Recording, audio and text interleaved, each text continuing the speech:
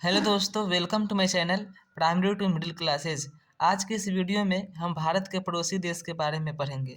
तो चलिए वीडियो को शुरू करते हैं। देखिए, हमने यहाँ पर लिखा है कि दक्षिण एशिया में भारत का एक महत्वपूर्ण स्थान है। जो हमारा देश भारत है वह एशिया महाद्वीप में स्थित है। इसीलिए हमने यहाँ पर लिखा है कि दक्षिण एशिया में भारत का एक महत्वपूर्ण स्थान है। ठीक है, चलिए अब जानते हैं कि जो हमारा देश भारत है वह किस संगठन में आता है। तो देखिए, भारत सार्क, यहाँ पर हमने लिखा है SAARC, SAARC South Asian Association for Regional Cooperation का सदस्य है।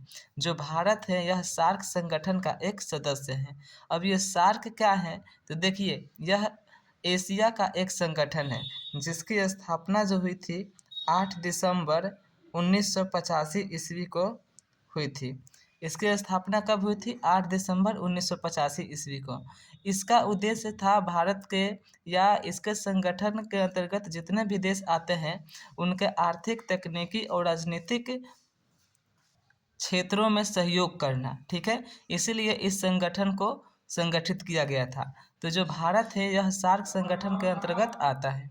चलिए अब जानते हैं कि भारत के कितने पड़ोसी देश हैं। तो देखिए, भारत के 7 पड़ोसी देश हैं जो कि स्थल यानी कि भूमि से सटे हुए हैं। भारत के 7 पड़ोसी देश हैं।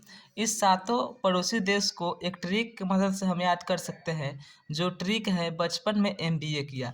ठीक है, चलिए इस ट्रिक की सहायता से हम इस देश के पड़ोसी देशों के नाम याद करते हैं। जैसे बचपन में MBA किया तो ब से हमारा हो जाएगा बांग्लादेश।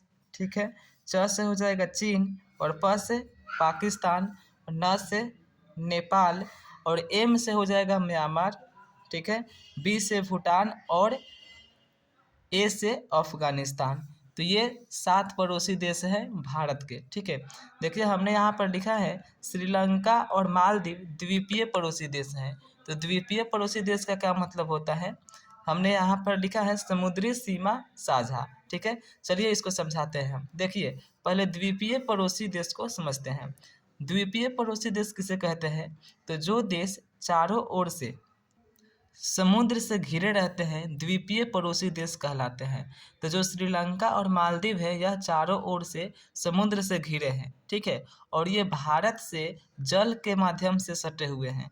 यानी कि भारत, श्रीलंका और जो मालदीव है यह जल द्वारा एक दूसरे के संपर्क में है। इसीलिए इसे भारत का द्वीपीय पड़ोसी देश कहते हैं। और ये जो 7 देश हैं यह भारत के भूमि से सटे हुए हैं।